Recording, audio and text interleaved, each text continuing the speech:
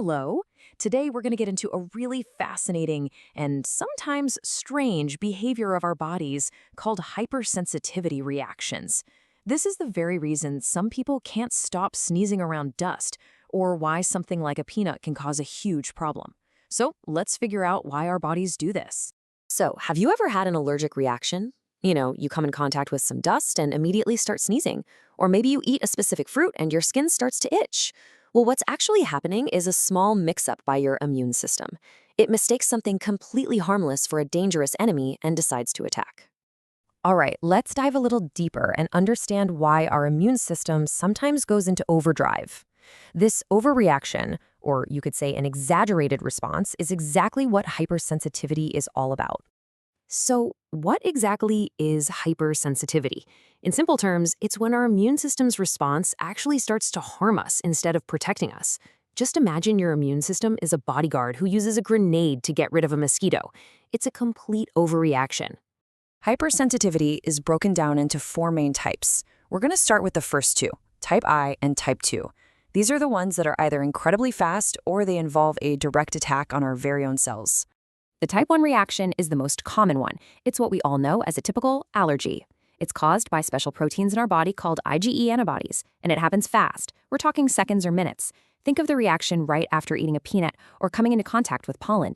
Now, here's how it works. When an allergen, let's say pollen, enters your body for the first time, your body creates soldiers called IgE antibodies to fight it. These soldiers then station themselves on outposts called mast cells. The next time that same pollen enters your body, the soldiers recognize it and immediately tell the mast cells to sound an alarm by releasing a chemical called histamine. And that's what causes the symptoms we all know, like itching and sneezing. Common examples of this include asthma, hay fever, that nasal allergy, food allergies, and anaphylaxis, which can be an incredibly severe, life-threatening reaction. Okay, now for type 2 reactions, this is also called a cytotoxic reaction. In this case, our immune system engages in a bit of friendly fire, meaning our own soldiers mistakenly start to attack and destroy our body's own healthy cells. The process is pretty simple, but dangerous. Our antibodies mistakenly latch onto one of our own cells.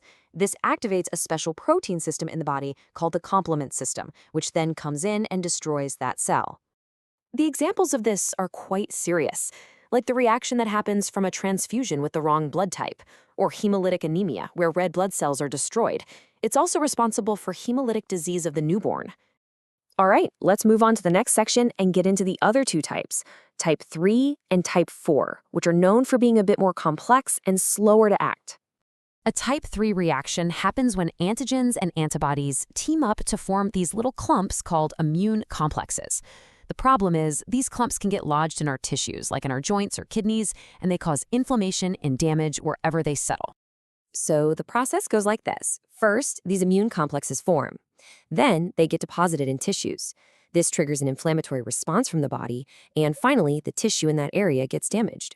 This is really common in autoimmune diseases. Examples include lupus, rheumatoid arthritis, which causes that classic joint pain and swelling, and glomerulonephritis, which affects the kidneys.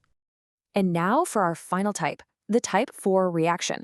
This one is called a delayed reaction because it can take 1 to 3 days for the effects to even appear. It's not caused by antibodies, but by a different kind of soldier in our immune system called T cells. With this one, when a foreign substance enters the body, these T cells get activated and release chemical messengers called cytokines. And it's these chemicals that cause the inflammation and damage at the site. The best example of this is contact dermatitis, like the rash you get a day or two after touching a poison ivy plant. The TB skin test is actually another great example of this very same type of reaction. Let's quickly look at all four of these side by side. This table does a great job of showing how a type 1 reaction happens in minutes, while a type 4 can take a couple of days to show its effects.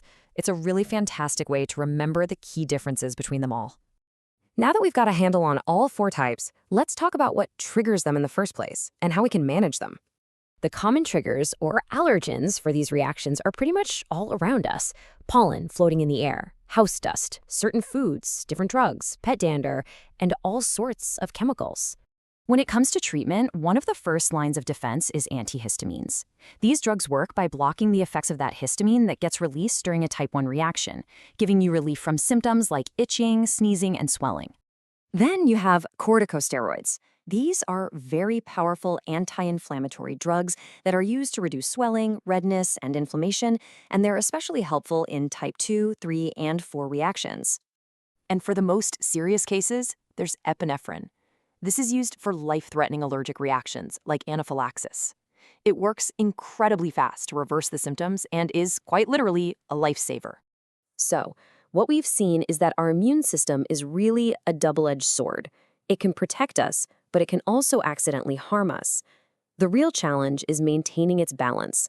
So the question is, how can we keep this powerful bodyguard of ours balanced so that it always remains our friend and not our enemy? That's definitely something to think about.